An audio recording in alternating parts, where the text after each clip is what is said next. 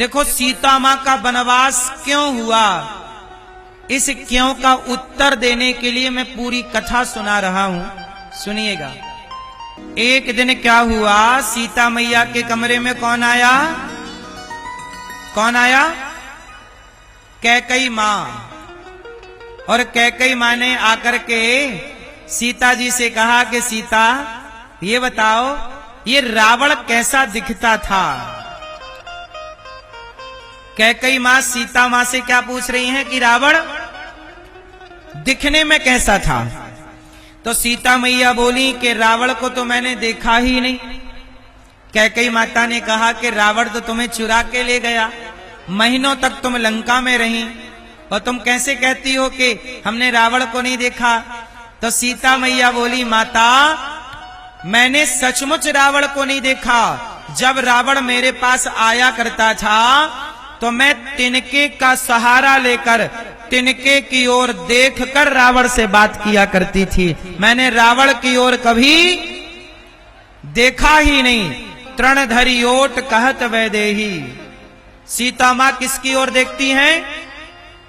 जरा सोचिएगा। मिथिला की मर्यादा है, सीता मां ने समाज को मर्यादा सिखाई कि पराये पुरुष से बात किया करो तो नजरें मिलाकर नहीं, नजरें अपने भाई की ओर। जब किसी पर पुरुष से बात करना तो आपके पास कोई आपका अपना हो, उसकी ओर देखते हुए पराये मर्द से बात करनी चाहिए। अच्छा ये बताओ, सीता मां किसकी ओर देख के बात कर रही थी? जोर से। किनकी? किसका? तिनका। अच्छा ये बताओ, ये तिनका का सीता मां से क्या रिश्ता है? क्या है? तिनका सीता मां का क्या लगा? अरे तिनका भी जमीन से पैदा होता है और सीता मां भी धरती से प्रकट हुई, तो दोनों का संबंध जमीन से है, तो तिनका सीता मैया का भाई लगा। तिनका सीता मैया का भाई लगा। इसलिए आपने देखा होगा नेपाल में, वहां जब कोई अतिथि जाता है तो वहां के लोग घास का माला बना करके उसे गले में सा सम्मान पहनाते हैं। वो तिनके का जो घास का माला है वह सीता मां के भाई के रूप में होता है कि ये सीता मां का ये संबंध इस तिनके से है, इस घास से है। सीता मैया का संबंध किससे है? इसलिए वहां पे नेपाल का मुख्य ना वो आभूषण वही है। बोलो हाँ, क्या बोलते हैं उसे?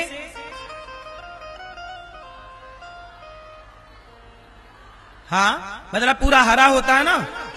हाँ, अब जो आप बोलते हो बोलिए, लेकिन मैं ये बोलता हूं कि वह इसी भाव से पहनाया जाता है कि इस धरती की माता सीता है और इस धरती का ये तिनका है, तो सीता के भाई का सम्मान होना चाहिए। ये वही भाई है जिसकी ओर देखते हुए रावण से सीता मैया ने बात की। कैकई मैया बोली कि सीता बताओ रावण कैसा दिखता था? क्या सीता मैया बोली कि मैंने तो देखा ही नहीं। कुछ तो देखा होगा। सीता मैया बोली कि हां, जब रावण मुझे चुरा करके पकड़ के विमान पर बिठाया, जब विमान पर बिठाया उस समय मैंने पलकें झुकाई थी तो मैंने रावण के पांव का अंगूठा देखा था। तो कैकई मां बोली जरा से दीवार पे बनाओ कि कैकई जरा बताओ कि रावण का अंगूठा कैसा था। तो सीता मैया ने दीवार पर रावण के पांव का अंगूठा का चित्र बना दिया, पेंटिंग बना दी। अब जब चित्र बना के सीता मैया किसी काम से चली गई।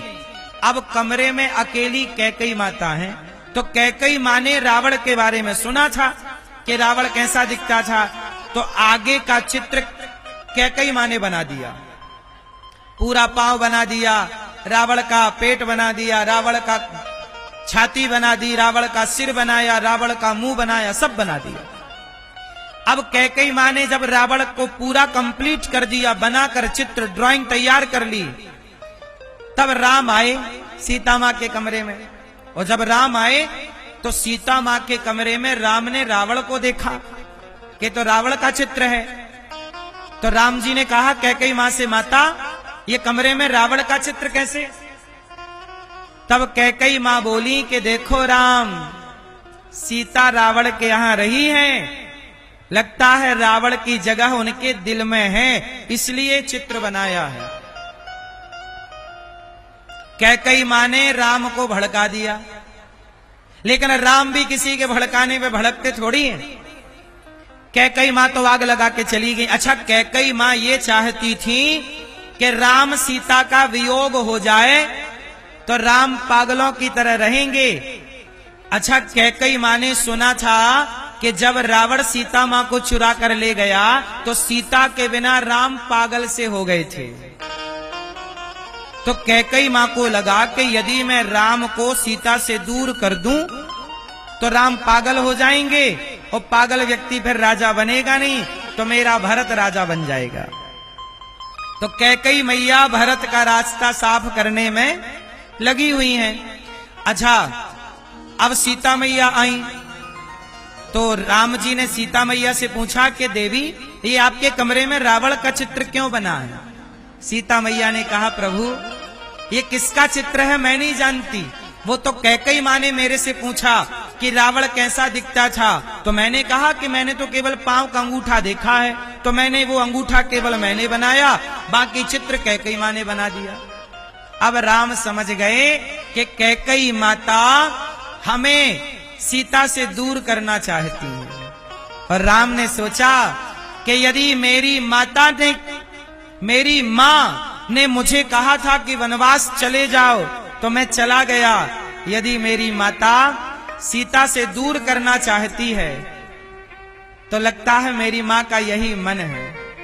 तो राम जी ने सीता जी से कहा कि सीता बताओ तुमने मुझे कमरे में क्यों बुलाया?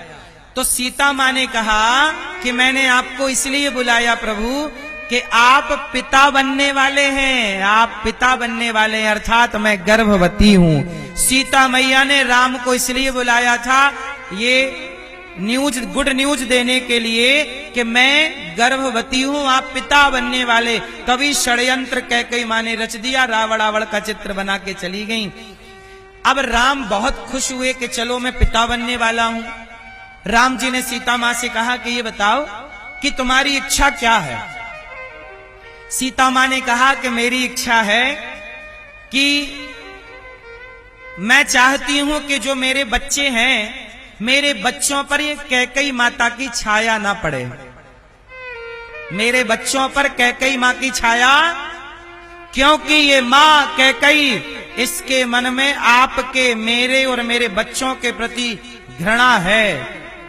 पता नहीं ये बच्चों को कैसे, जब मंथरा कैकई को बिगाड़ सकती है तो कैकई भी राम के बच्चों को बिगाड़ सकती है। इसलिए माता सीता ने कहा मैं नहीं चाहती कि मेरे बच्चों पर कैकई की कोई छाया पड़े, इसलिए प्रभु मैं गर्भवती हूं, जब तक मैं मां नहीं बन जाती आप मुझे किसी संत के पास भेज दीजिए ताकि मेरे बच्चों पर साधु संतों की छाया पड़े, ये कैकई माता की छाया ना पड़े। राम जी बोले ठीक है। अच्छा, ये तो अंदर की प्लानिंग थी। उसी समय क्या हुआ, एक धोबी की खबर आ गई। उसी समय धोबी की खबर आ गई। धोबी ने अपनी पत्नी को कहा तुम रात को कहाँ रह गई थी? पत्नी ने कहा कि मैं पानी बरसने लगा तो केवट भैया के घर रुक गई थी उनकी पत्नी के साथ। तो धोबी ने कहा कि कोई मैं राम थोड़ी हूँ जो सीता को रावण के घर से आने के बाद भी रख लिया, मैं नहीं रखूंगा। अब ये बात हवा की तरह फैल गई कि रावण के यहाँ से सीता जी आई हैं, पता नहीं सही है कि गलत। अब जरा देखिए, समाज ने सीता मैया पर क्या आरोप लगा दिया कि पता नहीं ये सही है कि, जोर से।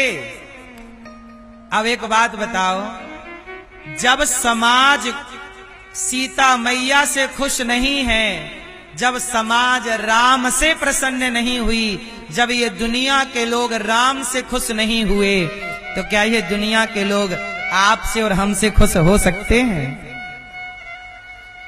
इसलिए कहता हूं दुनिया वालों को खुश करने की जरूरत नहीं है। ये कभी राम से खुश नहीं हुए, सीता मां से खुश नहीं हुए, हमसे आपसे क्या खुश होंगे? इसलिए कहता हूं जगत को खुश ना करिएगा, जगन्नाथ को खुश कर लीजिएगा, भगवान को खुश रखिएगा। संसार को तो आपके बाप आपके दादा भी खुश ना रख पाए, बोलो हाँ। इसलिए संसार अपनी मस्ती से चलेगा, आप अपनी मस्ती से चलिएगा। किसी के कुछ कह देने से आप परेशान ना हुआ करो, क्योंकि दुनिया का काम कहना है। आप अच्छे होंगे तो भी कहेंगे, बुरे होंगे लोग का काम कहना है। एक बार क्या हुआ, एक बाप बेटा गधे से जा रहे थे दूसरे गांव, मतलब रक्सौल से मोतिहारी जा रहे थे। क्यों, मोतिहारी पास में है। एक बार क्या हुआ कि बाप बेटा गधे पर बैठ करके, दोनों बाप बेटा गधे पर बैठे और मोतिहारी जा रहे थे। तो गांव के कुछ लोग मिले, गांव के लोगों ने कहा राम राम, एक गधे पर दो गधे बैठे हुए हैं, इतना सा गधा और दो लोग बैठे हैं। तो उनमें से एक उतर गया। अच्छा देखो, लोगों ने कहा कि तुम दो क्यों बैठे हो, तो उनमें से एक उतर गया। तो बाप उतर गया, बेटा चला, दूसरे गांव में पहुंचे। दूसरे गांव के लोग बोले राम राम राम राम, कैसा कलयुग आ गया, बेटा गधे पे बैठा है और बाप पैदल पैदल चल रहा है, राम राम राम राम। लोगों ने तब भी कहा। तो अब क्या हुआ कि बेटा उतर गया, बाप बैठ गया। और जब बाप बैठा तो तीसरे गांव में पहुंचे। ए भैया राधे राधे, चुप रहो, चुप, सुनने आए हैं ना, चुप रहो। तो अब क्या हुआ, बाप उतर गया, बाप बैठ गया और बेटा गधे से उतर गया। और जैसे ही चले तो आगे चले तो लोगों ने कहा राम राम, कैसा निर्दयी बाप है, खुद बैठा गधे पे और छोटे से बेटे को पैदल पैदल चला रहा। तो बेचारे दोनों उतर गए, दोनों। और जब दोनों उतरे तो आगे पहुंचे गांव में, तो गांव वालों ने कहा वाह, जब गधा है तो पैदल क्यों चल रहे हो? अब जरा देखिएगा, दोनों बैठे थे तो भी लोगों ने कहा, दोनों उतर गए तो भी लोगों ने कहा, एक बैठा एक उतरा तो भी लोगों ने कहा। इसलिए लोग क्या कहते हैं इसका ध्यान मत दो, आपका जो काम है वो अपना काम मन लगा के करते रहो। क्योंकि लोग तो कहेंगे, लोग तो कहेंगे, किस किस का मुंह पकड़ोगे? इसलिए बिना मुंह पकड़े किसी का हाथी चला बाजार और कुत्ते लगे, हाथी चलता है कुत्ते भौंकते हैं। आप भी अपने लक्ष्य की ओर, अपने लक्ष्य को प्राप्त करने आगे बढ़ते रहिए। जिसे जो कहना है कहने दीजिए, समाज की परवाह ना किया करिए। अब सीता मैया को धोबी ने कह दिया कि लो, रावण के यहां रह के आई हैं, पता नहीं कैसी हैं। अच्छा एक बात बताओ, लोगों ने कहा कि सीता जी परीक्षा दे दें, अग्नि परीक्षा तो हम मान जाएंगे कि सीता मां पवित्र हैं। अब सीता मैया ने कहा, राम जी ने कहा दे दो परीक्षा। सीता मैया बोली प्रभु मैं परीक्षा तो दे दूंगी, पर ऐसे समाज में नहीं रहना चाहती हूं जिस समाज का मुझ पर भरोसा ना हो। जहां आप पर भरोसा ना हो वहां क्या रहे। सीता मैया बोली कि अभी बच्चे पेट में हैं, पहले मैं बच्चों को पाल पोस करके संस्कार देकर आपको सौंप दूं, फिर मैं इनकी परीक्षा दूंगी, क्योंकि उसके बाद मैं रहूंगी नहीं। और अभी मैं परीक्षा दूंगी और अभी चली जाऊंगी तो बच्चे भी संग चले जाएंगे। तो इसलिए सीता मां जंगल गईं और वाल्मीकि जी के आश्रम में वहां रहीं। और आपको एक बात और बताऊं, वाल्मीकि जी के आश्रम में जब तक सीता मैया रहीं तब तक राम जी की पूरी सेना और जनकपुर की पूरी सेना वहां पर सीता मां की सेवा और सुरक्षा में रही है। बाकी अपना स्वावलंबी मां सीता है, अपना काम करती हैं। सीता मां किसी से सहयोग नहीं लेना चाहती, किसी का एहसान लेना नहीं चाहती कि मैं एहसान किसी का लूं, किसी का नहीं।